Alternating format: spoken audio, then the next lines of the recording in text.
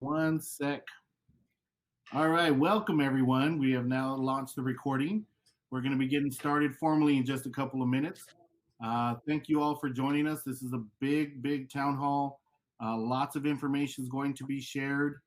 We've been working behind the scenes trying to come up with a lot of ideas and how we're going to be able to support you through this year, at least to get this year kicked off. We're hearing a lot of feedback from your schools as far as reopening plans, what your thoughts are, what's being worked on behind the scenes with your team, when students may be on campus. And now with yesterday's announcements, that may change a little bit, so we understand. But quick introductions. Again, my name is Steve Holguin, Vice President, Sales and Marketing with Better For You. And I'm going to go ahead and switch over and show you some of the other trainers. You couldn't see them before, but now you can. So now we're going to transfer over to Daphne. Daphne, is your camera on? Hi, everyone. Yep, we can see you. Awesome. Okay, hi, everybody. My name is Daphne Roberts. I am the Chief Commercial Officer at Better For You Meals, in charge of everything menus and customer service, and I'm very happy to be here virtually with you all. Thank you for joining us. All right, let's transfer to Wendy. Oh. Got it. Yep, you got to open your camera. There you are. Hello, everyone. My name is Wendy Castro-Harris. I am the Director of Nutrition here at Better For You Meals, and also really happy to be with you today. As my title includes, I do everything nutrition, so I work really closely with Daphne with menus, compliance, really anything that you can think of. And over these next few weeks, I'll be rolling out some trainings for you guys that hopefully will be helpful. So, like I said, good to be with you, and hope you guys learn a lot today. All right. So, why did my video get shut off? All right, I'm back. All right, so this is a little different from, we use Zoho as our platform here, a little different from Zoom, where you can see everybody's faces all at once. This is more of a training showtime style. And so we'll actually switch between each of the trainers so that you can see exactly who's talking and not a whole lot of different mouths going on. And then we can focus on the presentation. A couple of housekeeping items. On the left-hand side, Daphne has posted a poll. If you would like to chime in, if you've got feedback already, definitely please let us know. And then also there are handouts. The handouts are not just all downloads. Some of them are just links, links to websites. And we're going to go through them. Please don't go and download all of them and start looking at them and not paying attention to us. Otherwise, you're going to miss the goods. All the stuff in there we will touch on as we go. And so you can't jump ahead. Like no one can act like my 9-year-old and try and open all the gifts at once. So, all right, let's go ahead and launch. We're going to go into the agenda. So we got a whole bunch of stuff for you again. We're going to go over a quick another synopsis on the waivers for those of you who missed it the first time, plus how Better For You is planning to work within those waivers and implement them. So we're going to be working within our own meal pattern in conjunction with the USDA waivers and meal pattern. We're going to go over some of the daily meal options. We're going to go over the ordering system changes. There are going to be significant changes to how you order food depending on how your school decides to reopen, whether or not all your kids are virtual or some are in person. There's going to be changes to your transportation and production records. And then we've got some thoughts and notes around meal delivery, another one around equipment, and then we're going to be thinking about milk because that's what we do. We think about milk very often. And so then we're just going to go into some next steps and questions for yourselves. So definitely let's go ahead and jump in, and I am going to switch over to Wendy. You're going to go ahead and jump in on the waivers.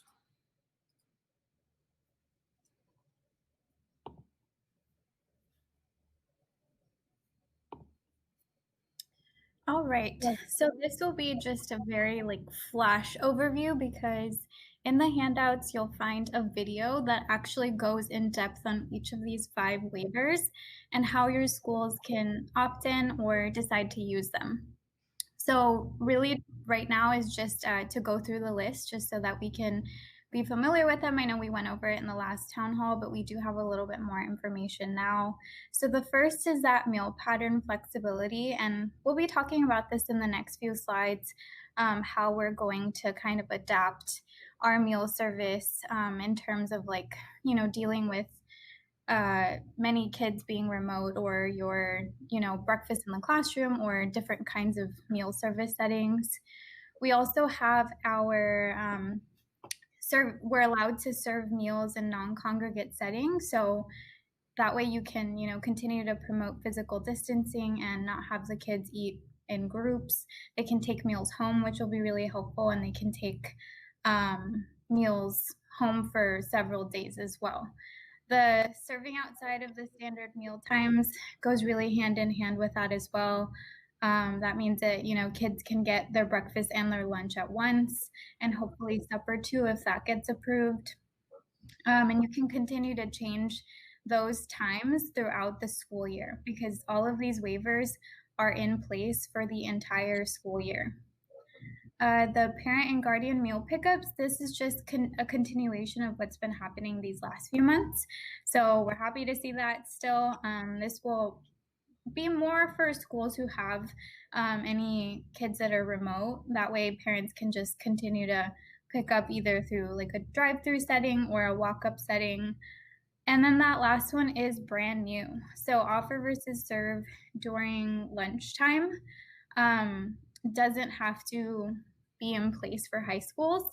That being said, if you find a way that you can make that happen, you can definitely continue to do so. But since the CDE and the USDA know that many of you are going to do your prepackaged meals, they offer this flexibility for us so that we can continue to do our grab and goes or whatever other type of settings.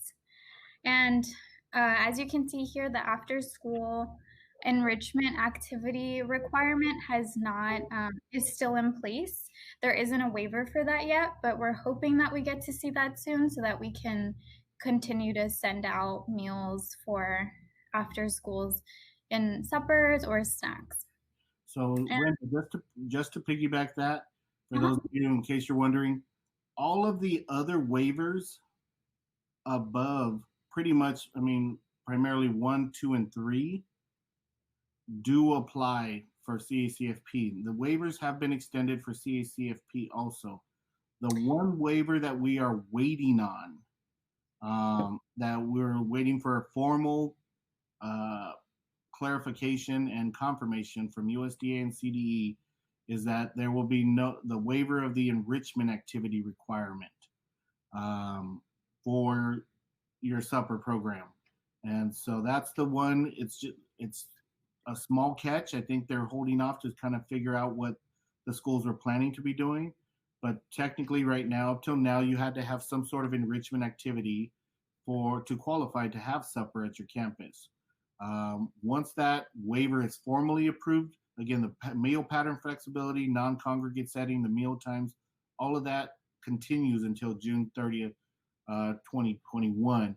But it's that enrichment activity waiver. And once CDE releases that, then it will open up supper as another meal you can provide to your kids for take home. Yeah, thank you, Steve.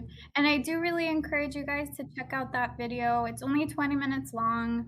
It goes over each of these 5 in depth, and it also talks about some of the waivers that we still have now during the summer and that we had during emergency feeding, like universal feeding, which was when you could serve any kid anywhere in the community for free. That currently is not going to continue in the fall as far as we know. So make sure to check out that video to get more information on some of those big changes between summer and fall. And also to hear about how your school can opt in, like I mentioned at the beginning, because for a lot of these waivers, you do have to take an additional step, either by filling out a form, like for the meal pattern waiver, you're going to have to fill out a form. For those of you that serve meals these last few months, I sent you a link. It's going to be a different one that we're still waiting on from the CDE. So as we get those updates, and as you will get that through an email as well from the CDE, we'll guide you on how to answer that. But we are going to go through our meal pattern suggestions as in the next few slides. All right, we have a quick question from Zachary regarding Senate Bill 98 that requires schools to provide meals every day. Has clarity or direction necessarily been provided? No. And so one of the things that the districts have kind of found a loophole around within the state is the not all schools obviously were serving. So as long as the districts were providing some sort of meals, then they were being accommodated. But a lot of schools and a lot of districts opted not to serve at all and were still somehow, I guess, in compliance with Senate Bill 98.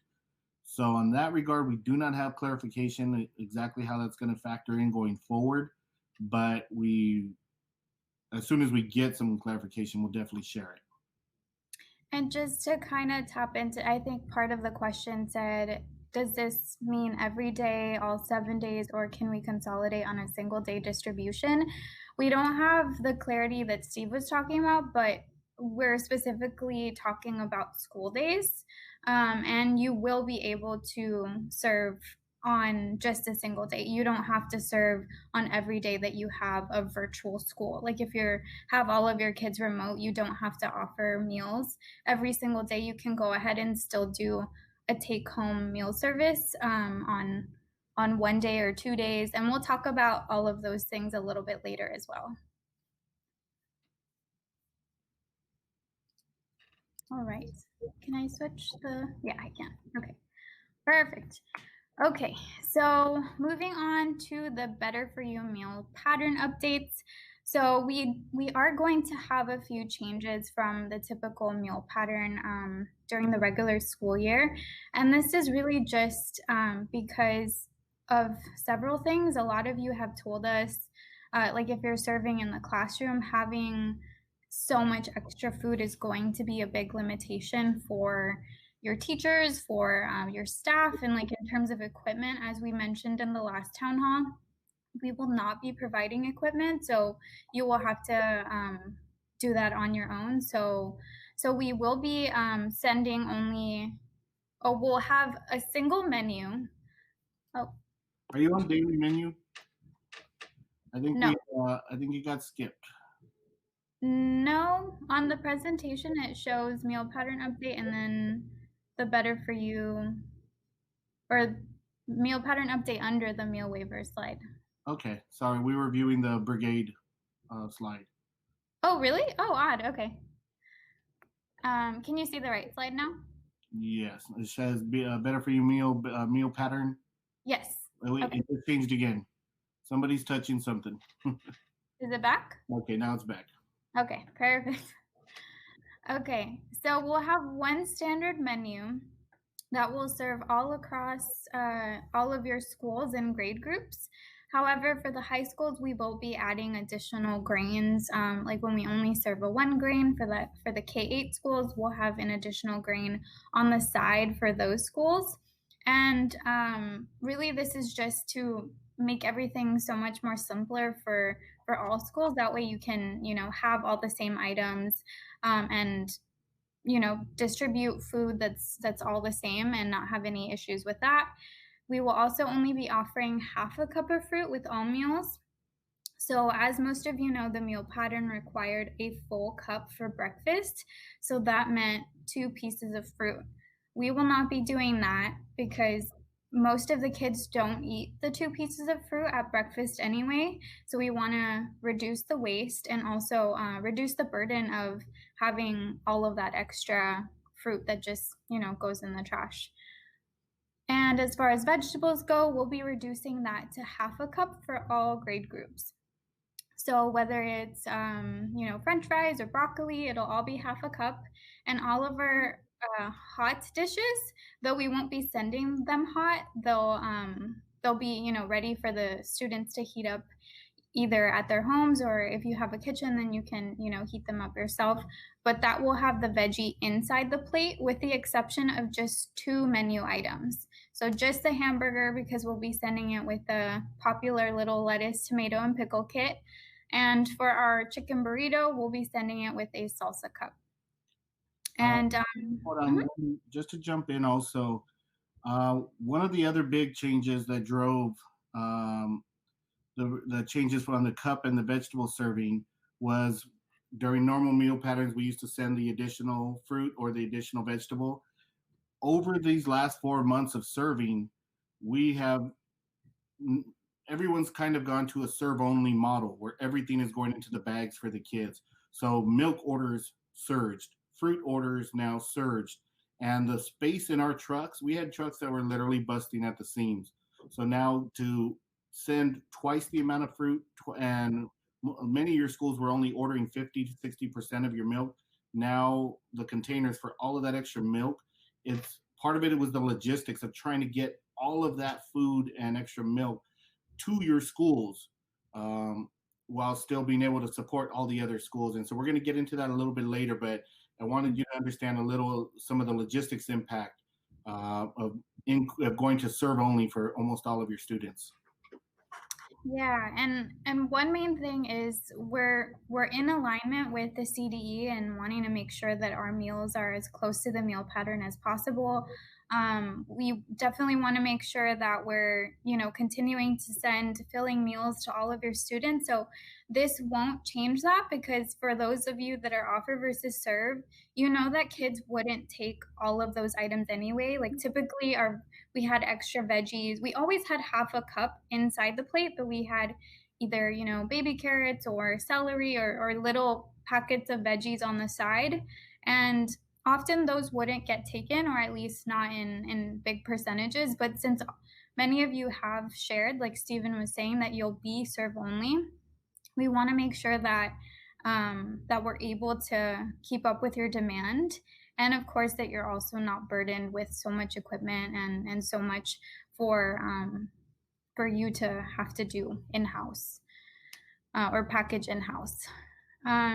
So going back to the veggies, the sandwiches, we have some exciting updates on that. We'll show you a picture a little bit later, but it's going to have new packaging. So sandwiches are just for in-house consumption. So like for your students that actually attend school in person and that are going to be eating a lunch in their classroom or outside, we have these sandwiches available, and they actually will have the veggies and the fruit inside of the tray. So all you need to do is offer the milk on the side. So that's a really great update that we're excited about, and we hope you will be too. Did either of you, Daphne or Stephen, have anything to add on this slide? Not me. No? Nope, that covers it all. All right. Oh, actually, I do have one thing. We are still trying to achieve within a week to hit the vegetable subgroups. So that is one thing that we're still going to try to.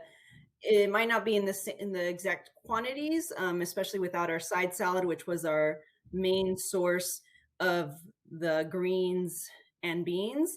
But we are still trying to achieve within the week, making sure that we are offering a vegetable from each of the subgroups in some way. Yes, definitely. And my team here in nutrition, we're making sure that the meals that we're sending out are still, that they still meet the calorie requirements, and that we're still on track with, making sure that the menus include each of those subgroups. Like Daphne said, even if it's not in the full amount, at least we're still focusing on variety and making sure that kids are getting a little bit of each different type of veggie group.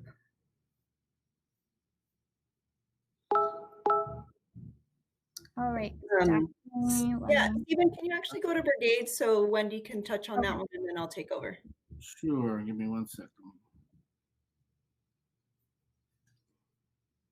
All righty. Wendy, were you going to speak on this one? Yes. Sorry, for some reason it doesn't change on my screen when you update it. All right, so this summer we actually had a lot of planning, like Stephen mentioned at the very beginning.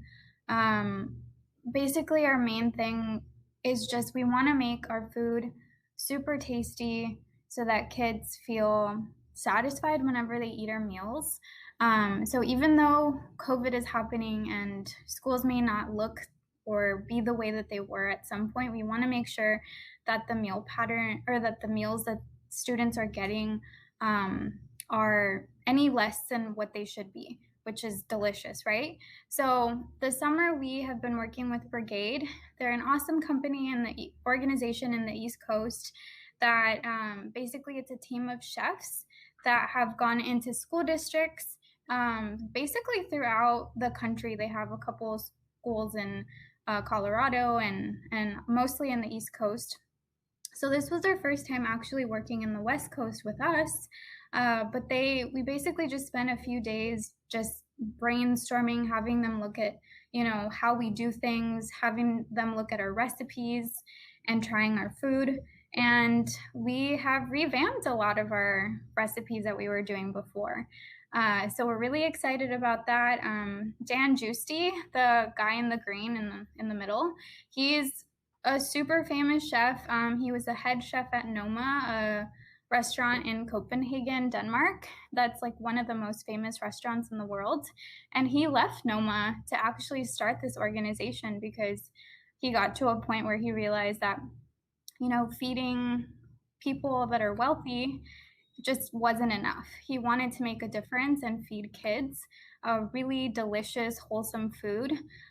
So that the term school food could actually mean like delicious food instead of what it traditionally looks like or tastes like. So we're super excited to have worked with them. Some of the recipes that we've revamped are our chicken teriyaki, our chicken alfredo pasta, sweet and sour chicken, which is a new recipe.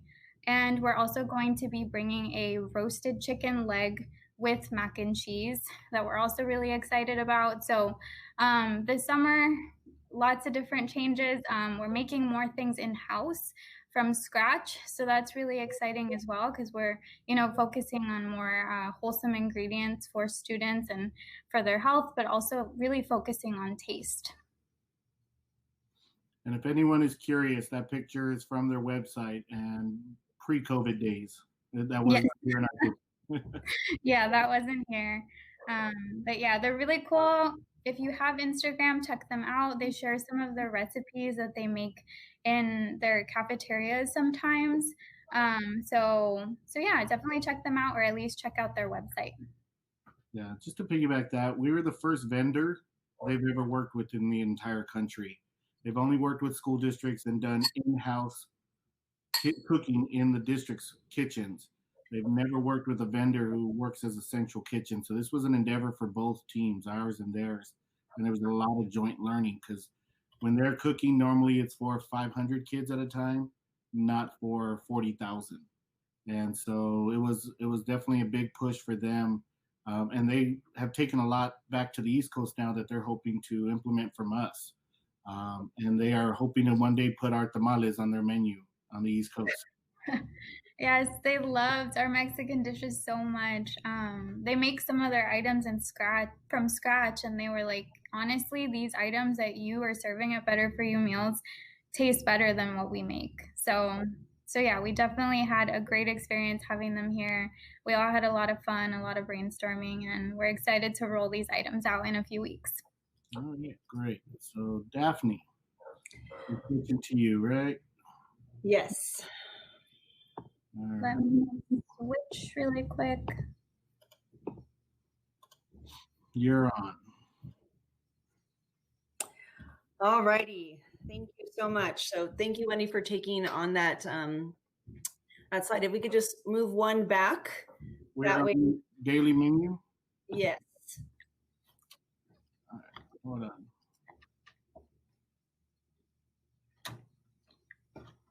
You have to try and control it probably from yours then if you can't see it. Oh, perfect. Okay. All right. So daily menu option changes. So as we discussed in our first town hall, in order to better serve you in all the different ways that we're serving, we're really going to make some changes in order to be able to accomplish all the goals at once. So we are temporarily suspending hot meal delivery for August. And this is just going to be to help us really work through all the different logistics. Every single school is presenting us with a set of different delivery logistics that we just need to really sit with and figure out before we add the hot meal options into the mix of things. What we don't want to do is accidentally or deliver something that should be cold, deliver it hot, or deliver something hot, cold or hot that should be cold. So this is just going to be as we transition to this new way of doing school meal service, and then we'll reevaluate, on a month by month basis, just to see how things are going and how service is rolling out. Okay. Obviously, if you have an oven on site, you can absolutely use that oven. So you just take that into account with your ordering. We are also not offering any hot breakfast in August, just to also simplify the ordering process. So our daily lunch offerings will include a hot entree, so an entree that's considered that's in a hot tray, meant to be heated either at home or at school if you have that option. There will be a sandwich of the day, and then a hot vegetarian entree as well, but hot meaning hot to be heated, not delivered hot. And then we, so like I said, the cold delivery is subject to continue if any, schedule changes from August to September. The most important thing for us and our schools to be is just as flexible as possible while we all navigate what we're all going through and so many changes on from one day to the next. So we just ask that we all sort of work together and have that patience together. So we have gotten a lot of this feedback of students are going to be on-site eating, and then students that are going to be taking meals home and eating. So those two things, and that's sort of the logistics that we're talking about, is this new way of meal service where some meals are meant to be eaten on site and some meals are meant to be taken home. So that's why we're offering the daily sandwich option. And at least for the first month of service, the daily sandwich option will be the meal intended to be eaten at school if you have students at school. So we definitely, we're going to be putting a lot of parameters on our ordering, and we just really need to work together to make sure that we work within those parameters so that we can service you properly. So it's very important. So, right. So you'll have that daily sandwich option that obviously it's a sandwich. You can eat it when you receive it without any sort of heating or taking place. So meals that are to be taken home or hot meals, obviously those will need to be heated at home, and those will come in your black tray. That black tray is ovenable and microwavable. And for the time being, for the start, we want to make sure that sandwiches are not a take-home option. And just that's why we need to sort of sort out and figure out how many meals are going to be take home, how many meals are going to be eaten in the classroom, because that's going to change the logistics of deliveries and food storage, et cetera, et cetera. So right now we're just asking for everyone to work within our parameters that we're putting forward so that we can all be successful, really. Okay. Let me just check questions here. All right, Stephen's handling questions. So I'm just going to move on. Okay, so here's where it's going to get fun. So I just wanted to do a little bit of a background on our ordering system. So every time that you guys have come to our facility, I spend a lot of time talking about how to order, or even our orientations that we can't do this year, but this is sort of like filling the place of that. So our ordering system, when we first started Better For You Meals, there was really only a handful of companies doing what we're doing. So we created the ordering system from scratch based on how we were doing business. And basically, the way we were doing business was you ordered a meal for a day of the week, and you received it that day of the week. You ordered breakfast during a breakfast time, and we delivered it at breakfast time. You ordered lunch for lunchtime, and we delivered it at lunchtime. Obviously, all of that is now changing. So our system is in no way designed to take orders for 5 days worth of food, 2 days worth of food, 3 days, 4 days, whatever it is, to be delivered in one day. So when all of this happened, we typically were serving 350 sites a day, and that number significantly dropped to 100. However, those 100 schools were doing vast changes in the way that they were doing meal service. So obviously we have adapted from then, and we were still using our ordering system actually since March till today, till the month of July, in the old way, as if, if you place an order for Monday, you get the food Monday, but we have like this Google spreadsheet that, and I'm sure lots of people are using Google spreadsheets, but we have this Google spreadsheet basically that is telling us who is like, okay, Puck needs 5 days, Alliance needs 3 days. And so we're sort of working internally to figure that out. But we sort of figured out like a fix around that, and that's what I'm going to go into. Before this happened, even so, we had already been working on a revamp of the ordering system. And while this has been going on, I've been speaking to the programmers saying, okay, this is now happening. We also need to be able to have these capabilities because we don't know anything that happens in the time being. We try to plan that it might happen again in the future. And we did sort of adapt like to schools that requested their breakfast the day before, and we were able to manage that, or their lunch maybe the day before, but not in this capacity with the amount of days and the amount of food that also was delivered. Because if you were a school ordering 250 meals a day, we knew how many cameras that was, how many milk coolers, how many bins of fruit, how many bins of vegetables. But now you were asking for that same 250 or higher because you're feeding the community. So your 250 now turned into 500. And then you needed a serve only model. So 500 milks, 500 fruits times 3 of all of those things. So the volume became insurmountable, undeliverable almost in some cases, or we were delivering, and we had to rent 24-foot trucks that we have never used before to do some of these deliveries. So it was it's been very intense, and we've managed, and we're so grateful for those 100+ sites that have continued. But now that everyone is also coming on board, we've had to look within ourselves to really make significant adjustments in order to be able to serve everyone.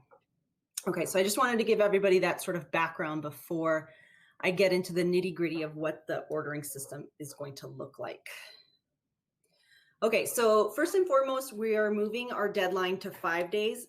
Traditionally, we've been 3 days, 3 business days, but now we're going to move the system to 5 days. A lot of schools are asking for orders of 5 days, like on a Monday or on a Tuesday. So this is going to really help us fulfill those orders accurately. So actually, this is going to launch starting tomorrow. So tomorrow at 4 p.m., the system will be closed for all of next week.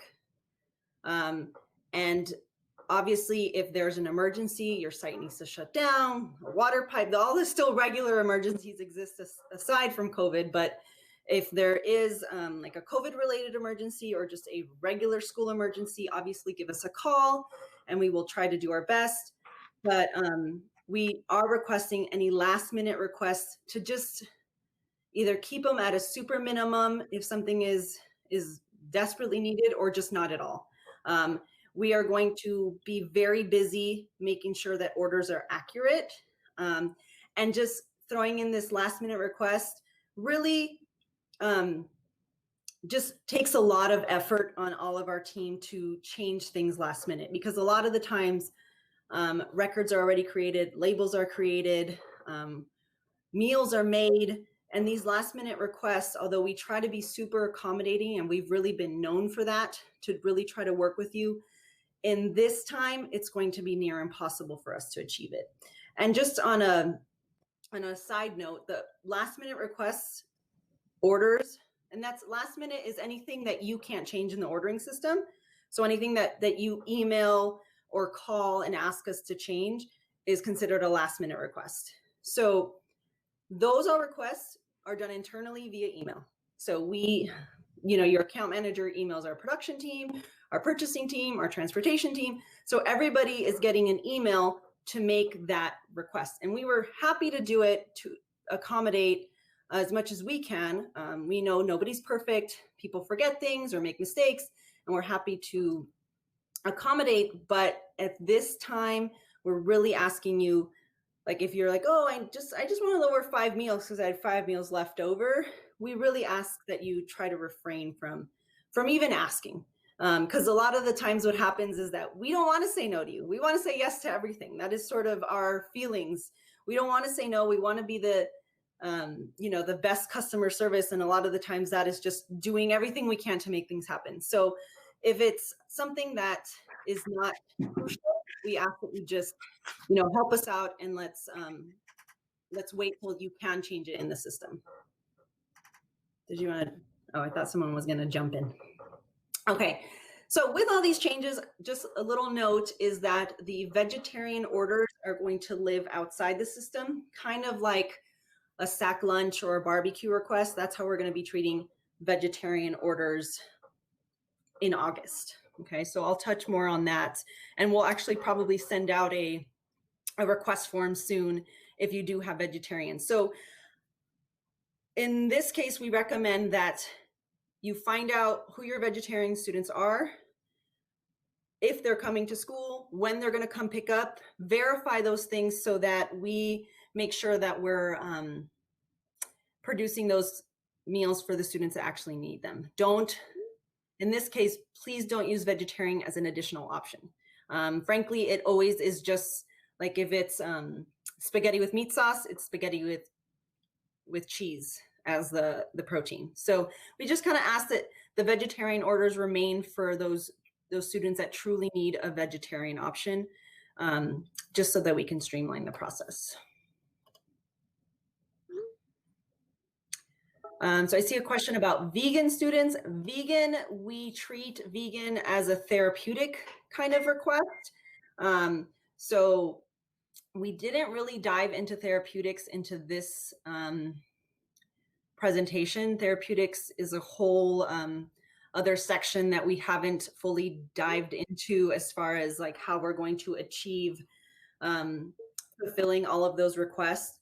So we're taking those on a case by case. We are probably going to, and I believe we mentioned this in the last town hall, we're going to try to streamline our, we're going to try to streamline our therapeutics as much as possible. And also, by simplifying our menus, we're going to be able to give you nutritional data sooner, and we're going to be able to give you ingredients data as well, which we have had many challenges doing before, but we feel pretty confident that we're going to be able to achieve those two things, which will help you also self-regulate some of the students that have minor allergies, or an allergy that may not be, they may not need an entire menu. For example, if a student had an allergy to oranges, they will not need an entire menu. You will just know that student doesn't get the orange for that day, just as a very minor example. So we can dive into that deeper when we get closer. It's also going to be very important for you all to let us know, like, once you decide your schedule, is the therapeutic student a virtual student? Are they an in-class student? What days are they there? What cohort they're part of? All those things, so that we can coordinate, so that we're just not wasting food for everyone. Okay.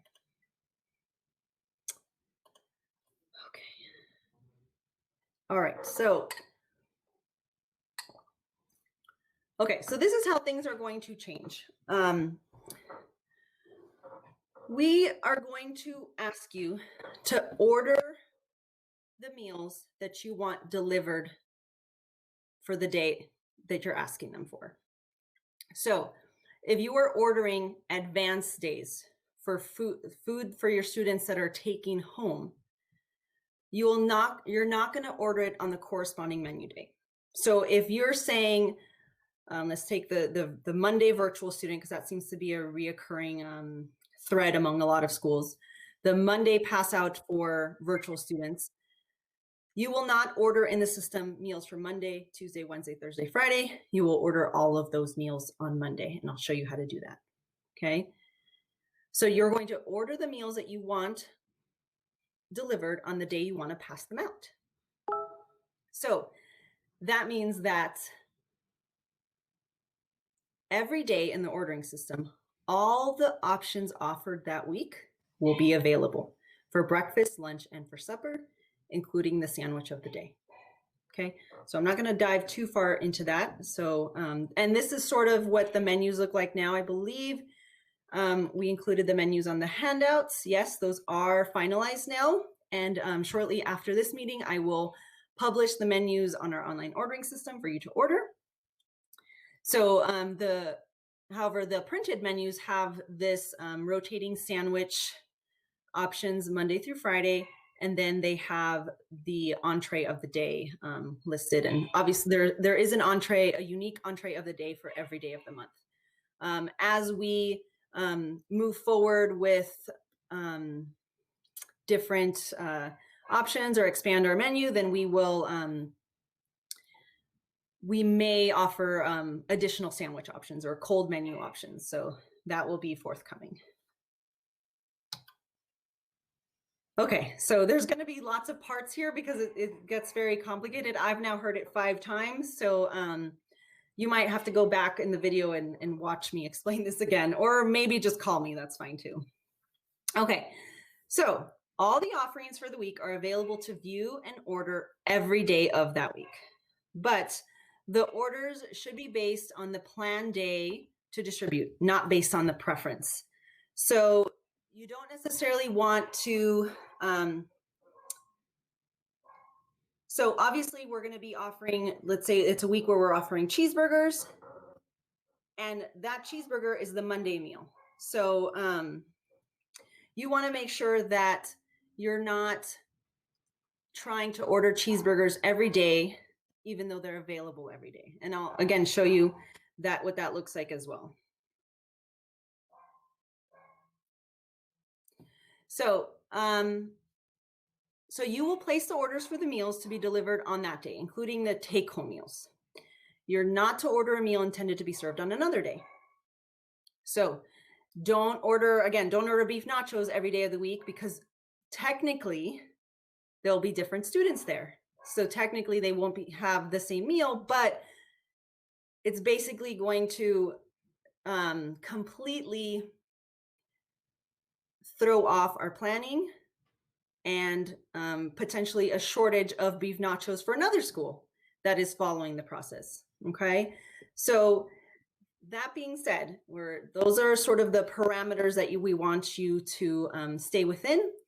And as nicely as I can say it, if we find an order is not within the parameters, we will go into the system and correct those orders to make sure that we're not double serving meals. Daphne, just to piggyback it and be brutally clear, one of the questions we got just a bit ago was, will we still be offering frozen meals for distribution at your schools? That's something that we've never done before COVID, and it's proven to be pretty successful. And it's our goal to provide it. But to freeze them means we have to produce them a couple of days in advance. If you ordered a last minute extra 200 under normal circumstances, we were making it this morning and we just added an extra 200 more at the end of the line. But now we're going to produce 20,000 days in advance, and when we run out of the 20,000, we're out of that item for that week. So if you overorder and take up more than your share of the 20,000, you're going to cut another schools out, and then they're going to end up with like a duplicate order. So we will be looking in, your account managers will be looking at your orders, and when we see anomalies, they will be corrected. Can't game the system. Yes.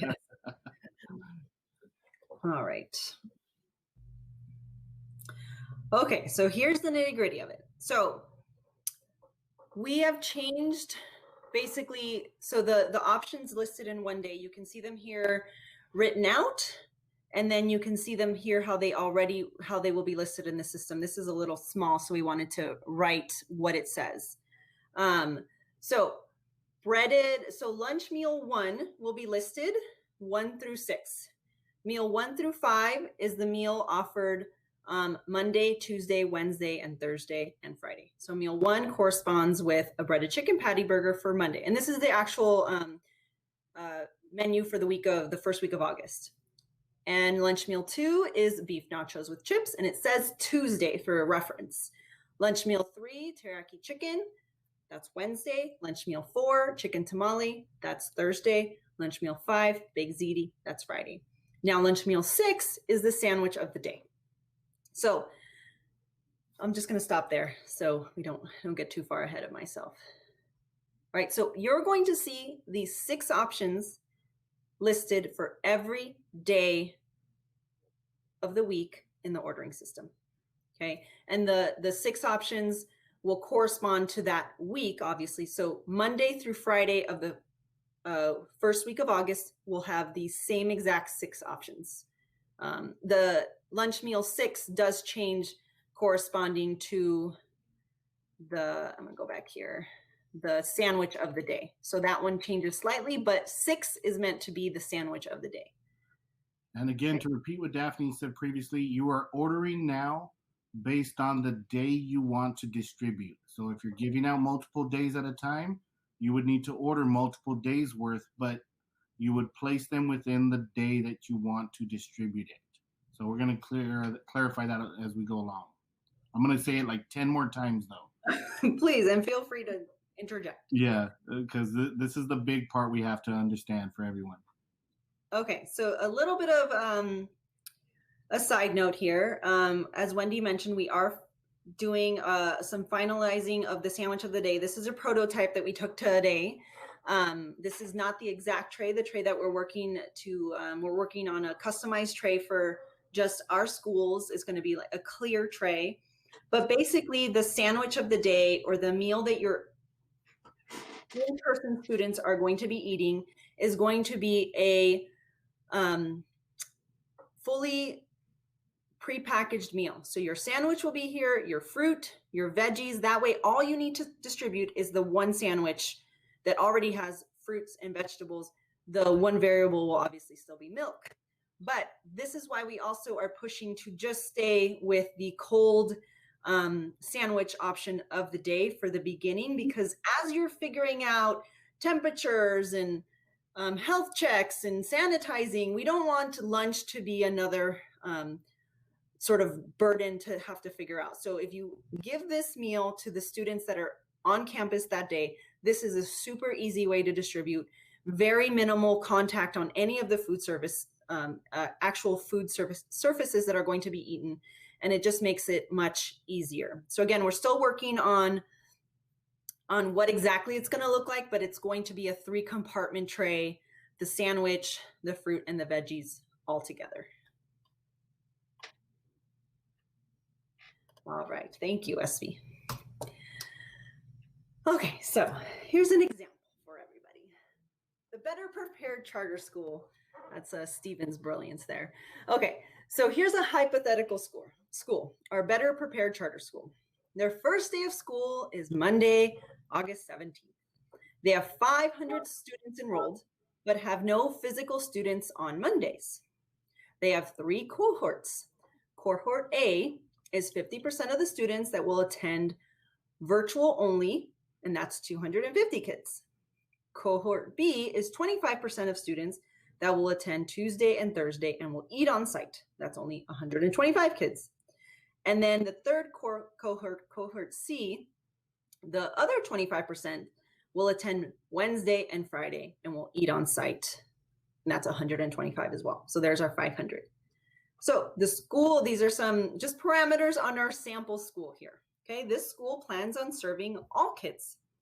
The virtual kids will pick up weekly meals on Mondays, and the on-site students will get one meal in their in-person day and will take home one day for will take home meals for their upcoming virtual days. Okay, so this is our all of the variables that we're dealing with here. Okay, so what I'm going to do is go through what this Better Prepared Charter Schools orders will look like in the ordering system. Okay, and this is why we're recording this, so you can go back and look at this again too. Okay, so what does the ordering look like by cohort, right? So we've got 4 options here on our grid. We have on-site breakfast, take-home breakfast, on-site lunch, and take-home lunch, the hot lunch, right? And I say hot lunch in quotes because the lunch will arrive cold to be heated at home, okay? So here's our meals 1 through 5, or Monday through Friday, and our meal 6 sandwich. Okay, so remember, cohort A was 250 kids that were virtual, and they're picking up their weekly meals on Mondays. So my order for Monday, August 17th, see here in the yellow, Monday, August 17th, I'm ordering all 5 meal options of breakfast for 250 and all 5 meal options for lunch of 250, and none of the sandwich, because none of these students are staying on campus. They are all going to be coming at some sort of pickup when you pick up paperwork or whatever you're doing, and they're also going to pick up a bag filled with 5 breakfast meals, 5 lunch meals, any sort of fruits that go along with that, so 10 pieces of fruit, if you choose, 10 cartons of milk, and any sort of side vegetables that might go, which is just those 2 days. But let's say it was that week that we're serving those 2 side vegetables, and they would have 10, they would have a salsa cup in there, and they would have their hamburger lettuce kit as well. Okay. For any math geeks out there who like doing the math, that's 500 meals per day, 500 milks per day. That's 2,500 milks that are going to your school. And so when you think about the distribution of that, that's what we want you to also think about with working with us is, what does that look like coming to your school? Because I'm even curious, maybe if everyone can just put a number 1 or anything, an I, if you have not been serving for the last 4 months. So I'll create a poll. Okay. Yeah, I'm just curious who's coming into this fresh. Because those of you that have been serving, you've almost become really grizzled veterans by now.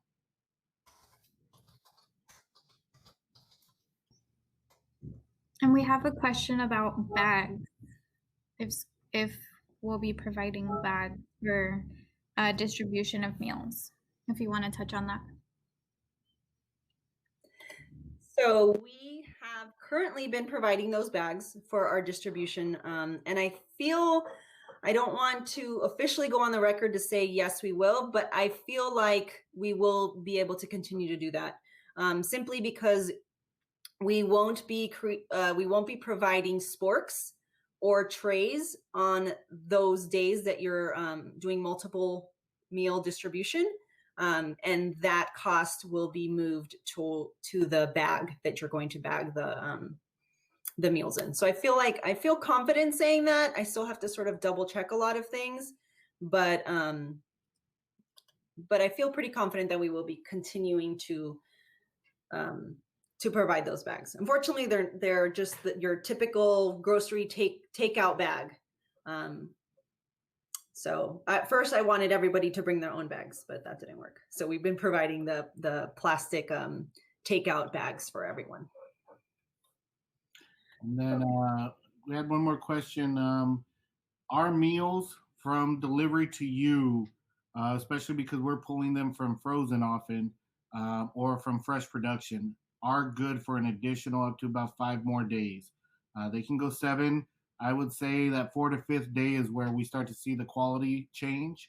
If they've just been sitting in the fridge only and not gone back into the freezer, If they get taken home frozen and go straight into the freezer, you're good for at least another about technically up to 60 days. I would lean more towards 21 to 30.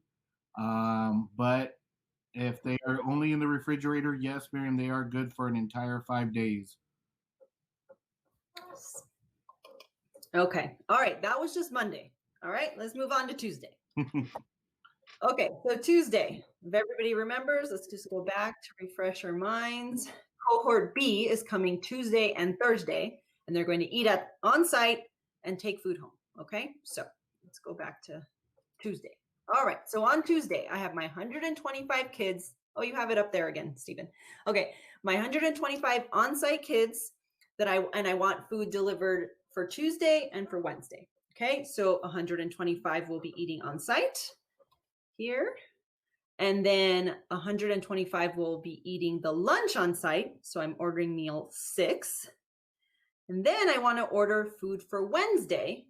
So here's meal 3 for Wednesday, breakfast take home, meal 3 for Wednesday, lunch take home. And this is an order that you're placing on Tuesday. So the order that you're placing on Tuesday is for the meals that you want us to deliver on Tuesday. Okay, there's 3 questions, 4 questions. Oh, Daphne, I think Oh, you're the slide didn't change? Yeah, you're still on Monday's slide. Oh, that's weird. I was staring at Tuesdays. Is it there now? Yes. Yes. Okay, I'll start over because that was confusing anyway. Okay, so cohort B, 125 kids are eating on site, and we're going to send them home with Wednesday's food. Okay, so it's Tuesday, so we're going to order food for Tuesday, 125, and food for lunch on Tuesday, 125 of our sandwiches. Then we're going to send the cohort B home with food for Wednesday, because Wednesday they're virtual. So we're going to order meal 3, or Wednesday's meal for breakfast, and Wednesday's meal for lunch. Okay. Did that help everybody being able to see it?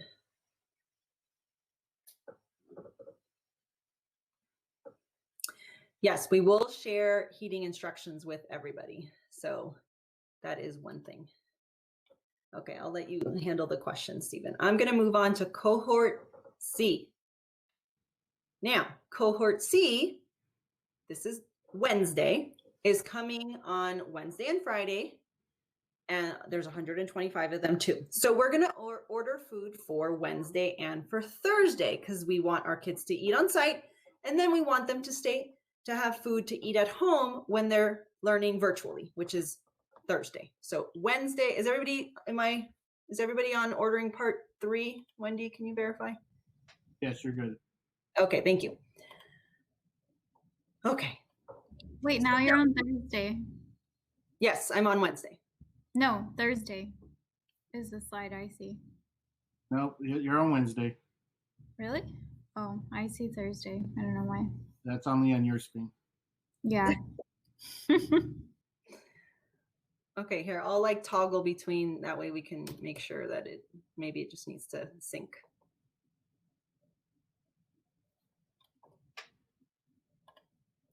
Okay. I am on Wednesday, ordering system part 3. Okay, cohort C. So it's Wednesday, and now I have cohort C on site, and there's going to be 125 students there that need breakfast. So I order 125 breakfast of meal 3 on Wednesday.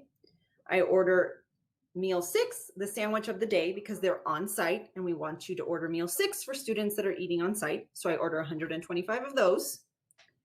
And then I want them to take home food for Thursday because they're going to be at home learning virtually. And we don't know if they will have a meal at home. So we want to make sure that they are have a nutritious meal to eat at home.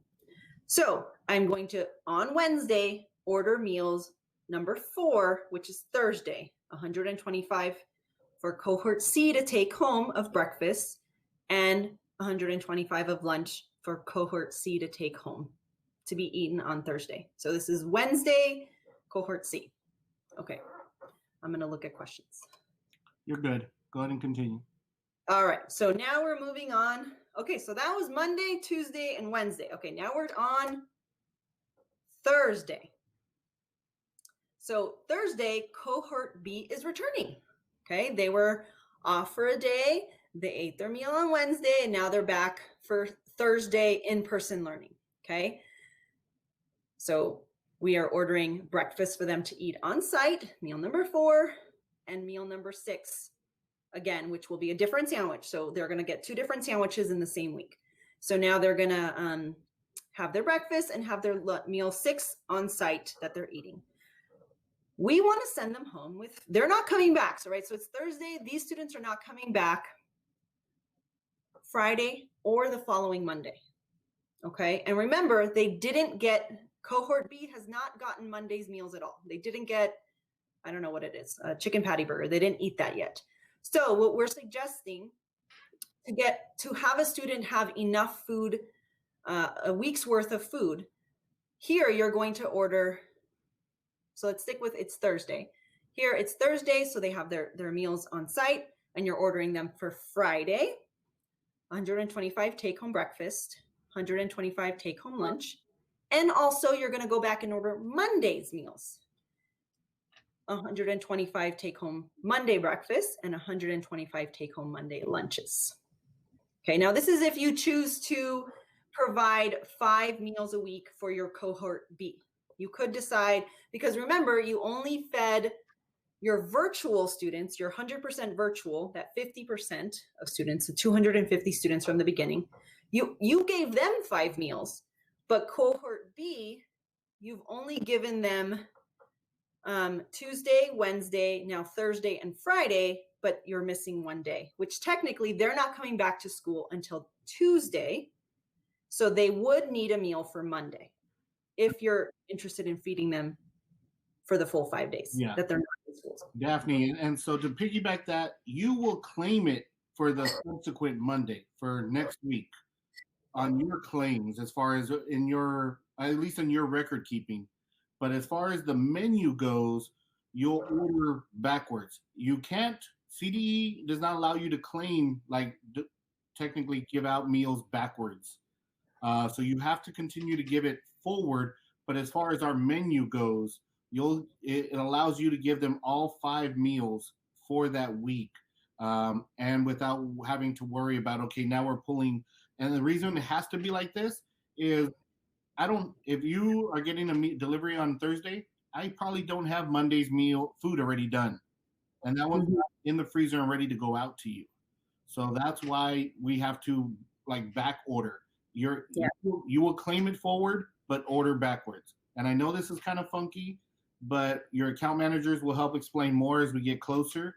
And then once Daphne gets to Friday, I'm going to go into like 4 other quick scenarios and give you, because obviously this is not a one size fits all. Yes. And just just one more comment is, you're going to order for the meals that the student missed. So this cohort B hasn't eaten Monday's food. So that's the way to kind of think about it in your head as well when you're ordering for the different cohorts within 1 week. Order the meals that they missed. So they never saw the chicken patty burger, for example. Okay. All right. So now we're finally at Friday. On Friday, cohort C has come back to school. So we're ordering the breakfast for Friday, meal 5 breakfast, meal 6 sandwich of the day. So again, this will be a different sandwich that they got on Wednesday, but they're eating in school. So we're ordering the sandwich of the day. And we want to provide meals where this, Better Prepared Charter School wants to provide meals for each student for 5 days.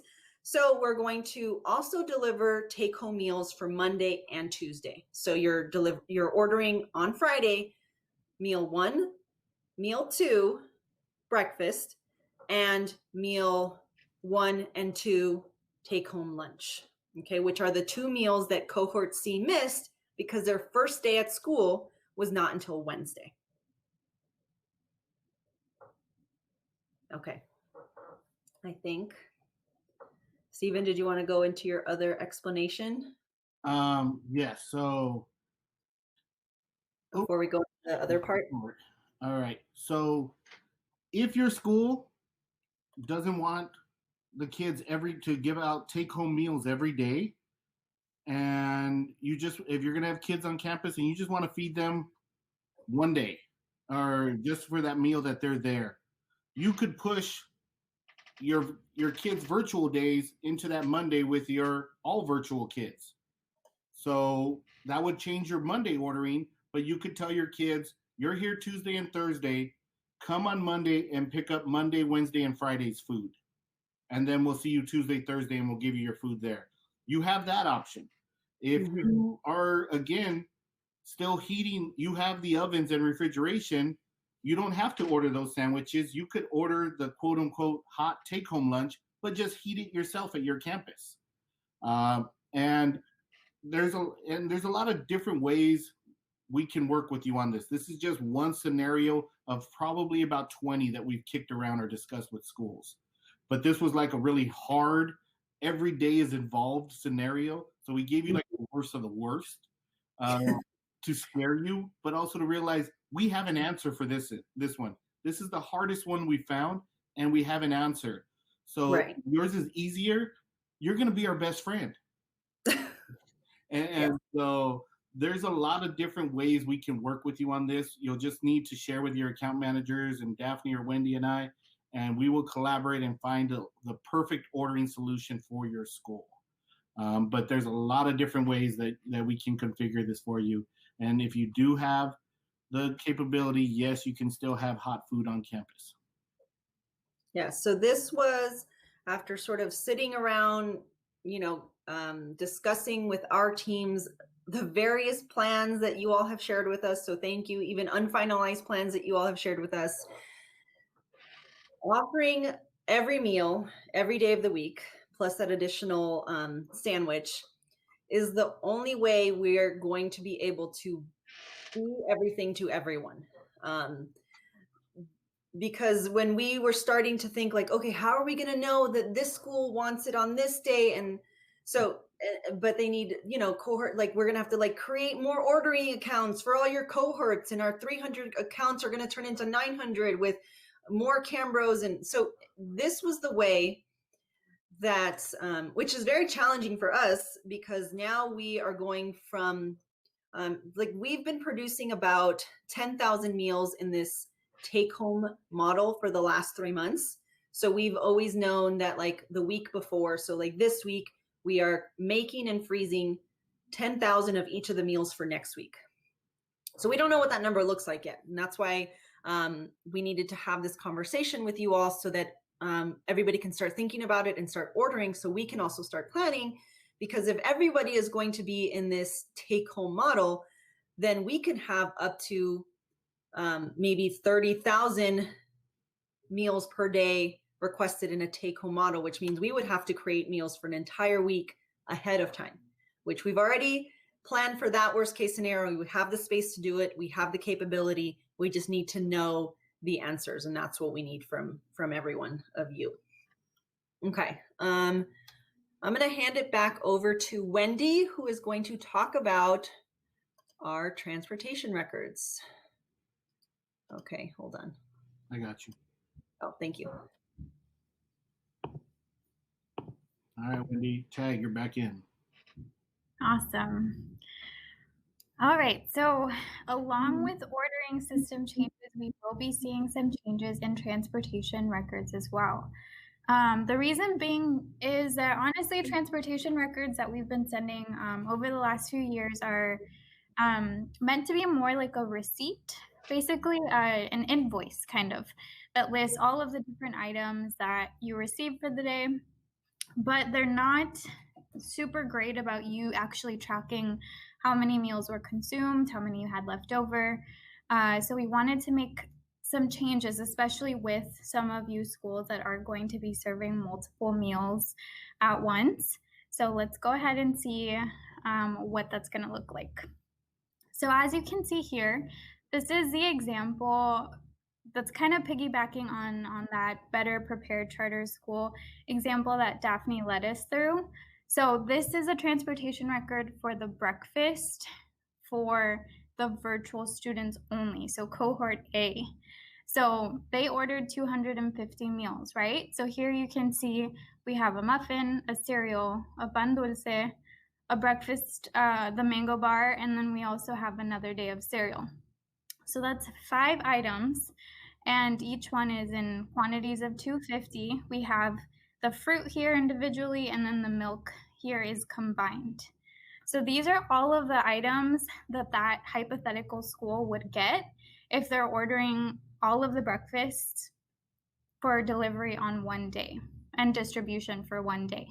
So this is different because for those of you that have been receiving meals over the last few months, some of you may have already started doing this where you distributed meals for multiple days.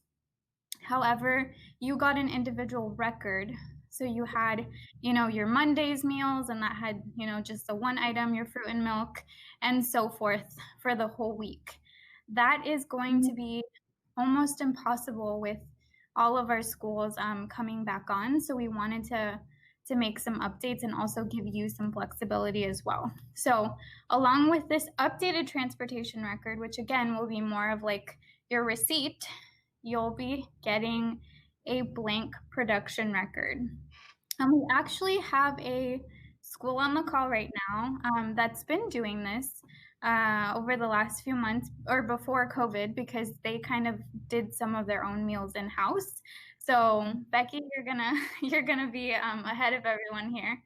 But for everyone else, this is a typical production record, and this is what's used in school districts all across the country. This is just our model, but it has all of the same items. So we're going to have a separate training on this for you. It'll be a video. You can watch it whenever you have time. So I won't go into depth here, but I just wanted to show you what's to come. So this next slide is a little bit, well, very small, but I just wanted to show you an overview. So basically every day that you have every distribution day that you get your transportation record, you're going to have to make a separate production record for the actual day that you're serving meals. So like you'll have to make a Monday production record for your Monday meals, and then the same for Tuesday, Wednesday, Thursday, and Friday.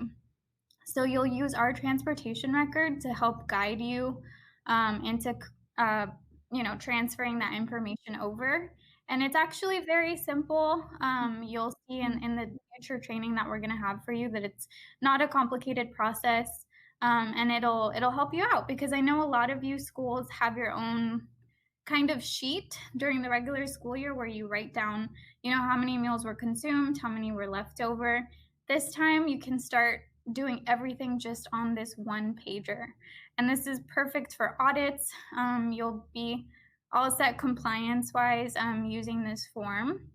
And I know we had a request for some schools to add in a column for waste, and this is actually already here. So on the very right side, again, super tiny, but here's where you would write if you have any leftovers, if you decided to keep it, like if it's a shelf-stable item, like a muffin or a bar that you can keep for a couple days, you can go ahead and note that here. And then if you decide to serve it a different day because maybe you had an influx of, meal pickups, then you can go ahead and do that and have a place to document that. So we're excited about this transition, and it's not going to be scary. We'll be here for you as well to answer any questions that you may have. But that's about it for this. Like I said, we will share updates about when that video training will be available for all of you. Not sure who's next. Right. Yeah, Stephen. All right. Switch control. All right, I'm back. Hello again, everyone. So some notes and thoughts. Let's first talk about you holding the food. And again, this is going to be aimed at more schools who are not virtual, 100% virtual. If you are 100% virtual, and especially if you have been giving out food so far, you got this down probably. You have proper distancing at your tables. Our account managers have been doing audits of your sites, making sure everyone's in their proper protective equipment. There is proper spacing in the bagging and the distribution. Hopefully no contact, meal handoffs. All of that should be in place. So if you're going to stay virtual and go with a 5-day distribution, it's going to be rather easy for you.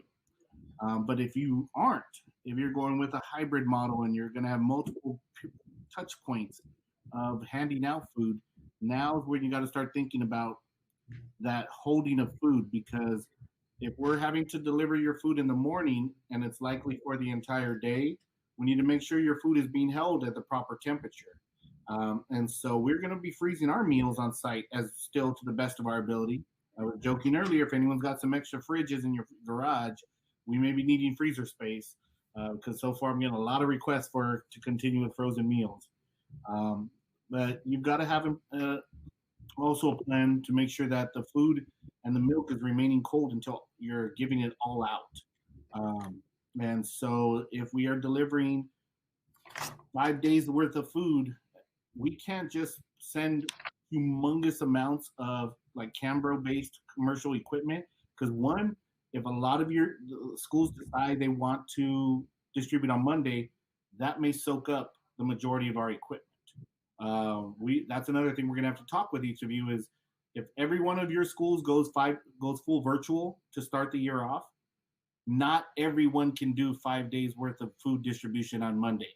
We just can't deliver that much. And so we'll have to work with you in spreading it out through the week, because it's just physically not, we don't own enough trucks, have enough drivers, and then we would buy more trucks and hire more drivers to only work them again 1 day a week. It's just not logistically possible. So we've got to make sure that you have a plan on your site also to hold some of the equipment, especially if you're planning to give out food over like a 5-hour time instead of maybe a 2-hour. And so we've got to start thinking about what refrigeration do you have on your campus? Are you open to acquiring some or possibly renting some, or other equipment that can help to make sure your food stays at proper temp? And then if you are eating on site with the take-home component, you got to start thinking about how the food is going to be sorted at your site. We cannot pre-sort your food if you're going to do by classroom, or if you're going to do quick grab-and-go meals. We're going to make your life easier with the sandwich to grab and go, and then they just grab the milk and go. But if you're feeding them in the classroom, somebody has to sort that food by classroom and then get it out there. What equipment are you going to put that in to get it out to the classroom? What kind of carts are you thinking about? Either bags or lightweight containers that's going to be able to deliver directly to the classroom. And then also, how is it getting to the classroom?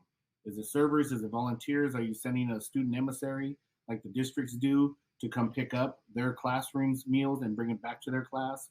Just a lot of things to think about.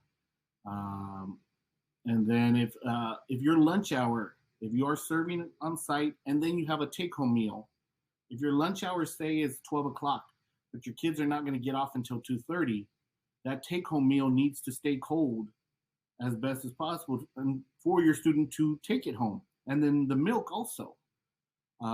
You've got to make sure all of that is staying cold for another 2.5 hours. And for many of your sites, we may have dropped off your food at 10:30, you're serving at 12, but you're giving out a lunch at 2:30 for the next day, lunch and breakfast. So it's a lot of things to think about, and we're here to help you. Obviously, we don't have just a limited supply of equipment that we can give out to you, or even just lend out. But we are working with vendors. We have wholesalers that we work with already. We're going to try and open up every option for you, but that's where we need to know exactly what your thoughts are first so that we can really sit down and brainstorm with you. And then again, it's just because with the limited amount of trucks, we're trying to figure out coupled with the volume, how many deliveries we can do to the sites per day. Because if some of your schools now are ordering more milk, more fruit, more meals in general, we used to fit 5 schools on a route. Now maybe we're only getting 3 or 4 schools on a route. And so we're having to add another truck and another driver just because it's greater volume. And so we have to figure out exactly what those details look like.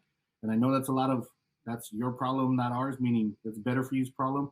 And we will work to figure it out, but we can't come up with the answers again until we know kind of what your schools are planning to do. All right. Let's quick thinking about eating in the classroom. If you are thinking about it, and again, this is part of your reopening plan. If you're going to start with all virtual, this isn't a problem of yours. But when your schools do come back, you may be considering eating in the classroom. So I've been trying to think of some really outside the box ideas to put food in a box. Because one of the things I could tell you is starting this week, all the vendors who sell the really cute little carts, the breakfast in the classroom carts, they are fielding orders like crazy from the schools. And they're going to continue, and their volume is not going to be able to, they're not going to be able to keep up with it. And so if you're not ready to order now, you could be on a 5, 10, 15-week backlog. So we started looking at what are some non-typical items that districts have never thought of using. And so one of the ones that we use often here, the lightweight Cambro Go Box. We use the 180 size for our suppers and for a lot of different services. They currently have the 260 box. We just cleared out, because we have an order already from one school, we cleared out almost everything in North America that they had. They had 1,020 units in North Carolina. We ordered 826 of them because that's what they could guarantee us now, and they just arrived this morning. Well, one thing I can tell you is 400 of them are already spoken for. I put the specs up there. These are ones we are passing on. We're not making $1 on them. If you try and order on your own, they're about $40 a piece with delivery and all that. And so we were able to get them with tax included, everything, at about $27 a piece. And I actually have one right here. You can see it's a little bit bigger than my head. Really light. You can fit 20 lunch meals in here, or 20 milks and fruit. And my formatting got off there a little, or 10 milks, 10 fruit, and 10 meals. Boom, can take it to the classroom. One student can carry this in a heartbeat. You could get a dolly, a small lightweight dolly, and fit probably 10 of these on there and deliver them to the classroom. If you're interested in getting some of these, please talk to your account managers. Like I said, we do not have, I ordered what was available now in North America. Cambro is still trying to produce more. I don't know that they produce them all in America, so everything coming from overseas is taking longer. Stephen. Yes. Something that just dawned on me now, looking at your pictures, is we need to take this picture with our sandwich tray. It will not hold the full amount of sandwich trays. It's probably going to be maybe 10. But you're eliminating some of the fruit in this container, so yeah. So see, all our plans are still developing, everyone. And so, all right. Oh, I jumped ahead. And so if you got any questions on them, like I said, we've picked some up in advance just because we were trying to beat the districts to the punch.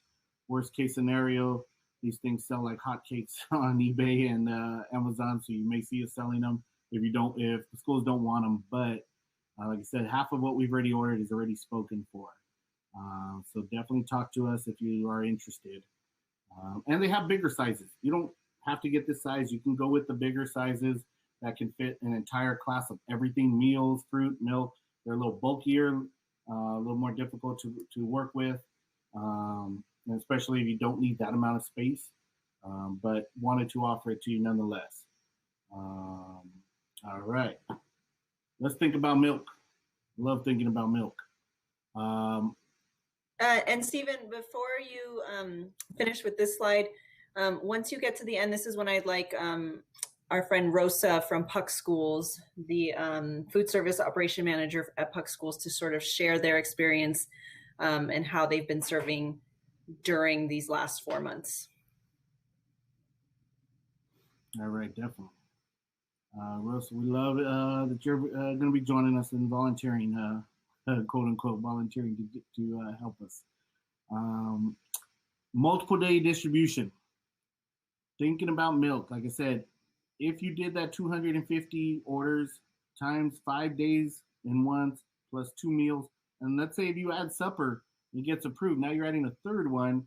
Now you're adding an additional 1,250 cartons of milk. We are hoping to be able to freeze milk. We've been able to do some freezing these last 4 months.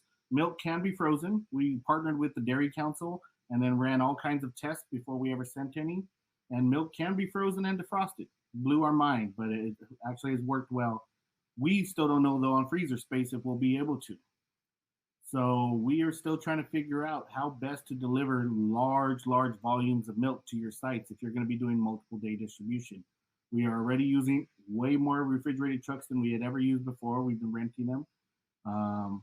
But again, for many of you are familiar with we call them the vacas. They are the brown or green push Cambros that the lid lifts off the top. They fit about 300 to 450, depending on the exact size, cartons of milk.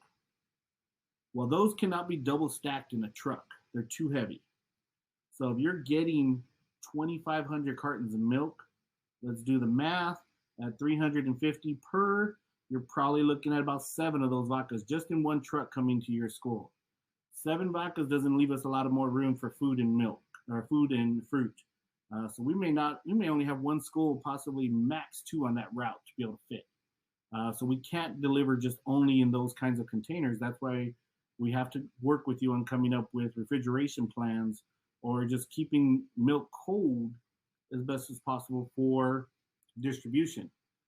You do have an option as a school to elect whether or not to use milk under the waivers, to use it for all or none of your meals. A lot of districts actually were opting not to serve milk. We found out over these last few months, some opted to serve water. They looked at a lot of different options. And because it wasn't just the volume of trying to distribute it out, they were also looking at sometimes the risk of the students taking that milk. And then again, they're not going to go home right away. They've been out for a bit and maybe they take home these 6 milks and now they're turning bad. You don't necessarily, the liability may not lie with you, but of the personal responsibility that you all feel for your students is a big deal. So whether you want to, we initially, when COVID closures started, we couldn't get enough milk. We couldn't get it. The distribution chain, the supply chain diminished greatly. And so we had to only serve it with lunch. The distribution chain is okay right now. We're just trying to figure out how do we then get it to your sites and enough for some of these volumes that some of your schools may be thinking. So we're trying to figure that out. And again, we're still only serving for your enrolled students. We cannot go into, they have not approved just community feeding like many sites have been doing. But again, now if you bring in the factor of your take-home kids, you've got kids that are getting a meal on site and then also going to take home a meal. So some of those kids may be getting 3 days worth. They got breakfast and lunch on site, but then you also have another couple, 250 or 500 actually, because they're going to get 2 more times 3 days worth to take home. And now you also need a plan for distributing that. Are you giving it to them at the classroom that they take home? Is it a central exit point that you're going to give out that milk as they take home? Because if you give it to them at lunch, they can't keep it in the classroom for 2 more hours and then go home. So if you're doing take-home lunch for a hybrid model, we need to discuss on your milk plan how we can work with you to keep it cold. And so it may require some refrigeration at your site, but then also, again, how are you going to get that milk in the kids' hands? Some schools are talking about multiple exit points to create distancing, but they want to give out the milk at each site. And that will be really, really difficult to execute. So again, it's a random thing, but we think about milk a lot on our end. And so it's something definitely we would have to work with you on and making sure we come up with the best possible solution. And other things to ponder. These are just, some of these we've already talked about. I just want to put them in a list. Daphne did a great job just giving me lists of just brainstorm things that we asked. Where are your students going to eat? Indoor, outdoor, classroom, NPR, just in general area, encouraging them to distance. What does that look like? What are your necessities going to need for wherever you plan on them eating? How will they get their meals? Are they picking it up from a server table and their meals grab and go? Are they getting it in the classroom? Think about every step from when the meals arrive on your campus, who's touching them, how, and not by from the safety standpoint only, but who's needed to sort them, to stage them, to deliver them, put them in the hands of the kids. Um, what kind of steps are you thinking to do to ensure minimum contact? Because you want to think contact tracing if ever needed. Uh, who was close to who was hopefully none. You go to Starbucks, they put your cup on the table and they back up, but they do not hand it to you in your hand. So the less amount of contact like that, obviously, the better. How do you create that at your own school? And then the eating in the classroom, how will you train the teachers? How will they do the POS? Is it just notating in a paper and then adding it later into the system? All those things you want to have ironed out before you launch. And then the take-home meals, how will they be distributed? Do you have adequate space for the staff to remain socially distanced? If they are creating bags, 2, 3, 5-day bags at a time, they need, whether it's our staff or yours, you got to make sure to have the proper social distancing between them. And if you've got the extended holding times between, say, lunch and then the take home, what are the plans again for keeping the food cold? POS is again, what are you going to do? How are you going to integrate that piece? And then will you need more refrigeration? Do you have space for it? That refrigeration is probably one of the easier things to get right now. We've been talking with a lot of vendors. There are reach-in fridges that are available. Probably one of the more, compared to an oven, ovens are 10,000. Refrigerators can be bought for 2,000. Or unfortunately, as someone even mentioned, a very sad fact is we're seeing a lot of restaurants now closing. There's a auction house in Anaheim. I can send you all a link if you ever wanted, that the restaurants used to auction off, closed restaurants used to auction off their old equipment. And I do see a lot of reach-in refrigerators in there all the time. I don't know what condition they're in, but they are there. So there's going to be a lot of options available to you. But again, it just starts with the brainstorming of how does this all begin with your reopening? What does it look like? Okay. Rosa. Yes. Let me open your mic. I think you have to accept it, Rosa.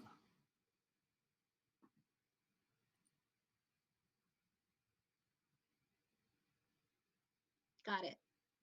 Can you hear me? Can you hear me? Yes, I can hear you. Awesome. Perfect. Well, hello, everyone. I'm Rosa Arrington from Puck Schools, and we currently serve 14 school sites in San Fernando and LA area. And during the pandemic, we have been serving at 6 school sites, and we continue to serve at those sites throughout the summer as well. And just as Daphne mentioned, we are serving one time a week, but we're serving all meals. So during the pandemic, we served breakfast, lunch, and supper. And currently during the summer, we are still serving, but we're serving just breakfast and lunch through a sponsor, a CACFP sponsor. So what a few points that I wanted to share with you today that will hopefully make it easier with you serving, this next school year, or the curbside. And so we decided to serve all our meals curbside pickup. And what that does for us, we set up a one-time service time on Mondays, and that allows all our families that want to participate to come by and pick up meals for the rest of the week. So what that looks like is they're picking up 5 breakfast meals, 5 lunch meals, and 5 supper meals. That's a lot of meals, but it really helps, in terms of just having or limiting the amount of folks that we have out there serving meals. And just basically allows everyone to pick up the meals that are needed for the rest of the week. Um, with in the spring, we were able to use the SSFO option to count all our meals and claim all our meals as free meals. But currently, USDA and CDE they have not approved, for us to continue doing that. Okay, keep going in just a little bit. Oh, I'm sorry. I don't know if it's my network. Okay, let me see. Okay, I think go ahead and continue though.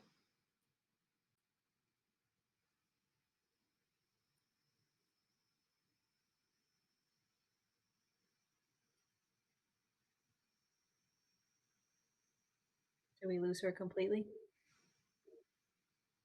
I hope not.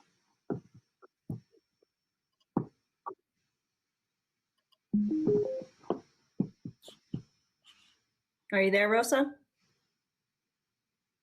I think we may have lost her.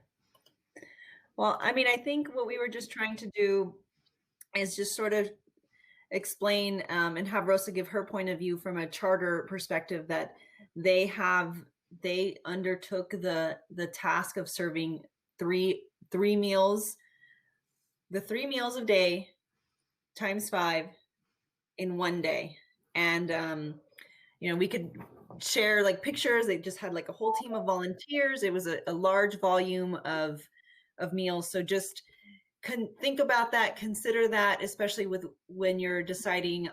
The easiest thing to forgo in this case would be milk. So we want to and that's why you sort of have a whole slide on it. So just think about all the logistics that might go along. What we don't want to happen is that our 24-foot truck shows up, unloads 5 pallets of food, and you just have no clue what to do with all of that food. You're just completely overwhelmed in that moment. So we just want to really think those things through.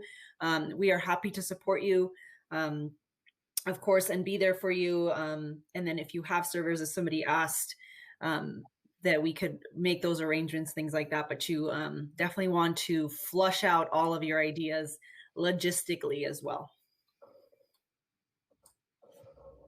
All right. So yes, we as Daphne mentioned, we have gone over. If you lost any colleagues that had to log off, we understand, but this has been recorded, so we can still send it if they missed the last few minutes. But here we're in the last phase: questions, comments. What are your fears?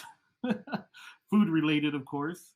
We're open right now. We're here. We've got additional Better For You staff on the chat also. So we're here to answer any questions or thoughts, or if you want to do it on a one-on-ones, we're available for that too. But, yeah, and obviously I think we know, and that's why I put up that poll question about LAUSD making their announcement yesterday. Now, how does that affect the plans that you were going to do? And 36% say we're moving forward with our plans. So that's why we've instituted what we've done. But many of you, almost 50%, still need to flush out what that plan looks like. And then obviously about 15% said that the announcement changed everything. Yeah. Wow. Gotta love it. We've been waiting for it for quite a while. We knew it was coming from LAUSD. We'll see what the trickle down effect is across the board for everyone else. But we've been serving for the last 4 months, continuous, without a single drop in service for any day. So we're not going anywhere. Our staff are committed to your schools. A lot of our staff can't wait they miss your kids. I know your teachers do. I know you do. Guess what? A lot of our servers, they miss your kids too. And so we hope things will get back to normal sooner than later. But until that happens, we're here to keep serving your kids. And if there's a way to put food in your kids' hands, we will partner with you in figuring that out. You have our guarantee. Can't say could do it tomorrow, but we can always figure out something to collaborate with you and put food in your kids' hands. So if anything pops up, definitely don't hesitate to reach out to us. And Steve, I just wanted to add a couple more things regarding waivers. I didn't touch on this at the beginning because I'm hoping you guys watched the video, but in case you don't, you will have to start claiming meals under the school breakfast program, National School Lunch Program, or CACFP starting on your first day of fall. So that being said, it is a requirement for you to serve meals at your school site at this time. So so far the things that many schools have been doing is like having meal hubs where they had, several schools join up at one campus, and they offered all of their schools to come in and grab meals there. The CDE has still not approved this. I just got an answer from them earlier today that they're still discussing this. So as we hear more, we'll let you know. And the CDE actually just emailed me about the meal waiver. They had initially told me they would be making a new one, and they just said that at this time they probably won't. So it seems like there's still some uncertainty from their end. So again, as we hear more, we'll let you know. But just stay tuned. Make sure that you're checking your emails and reading anything that comes your way from the CDE. And if you have any questions, you can always ask us as well.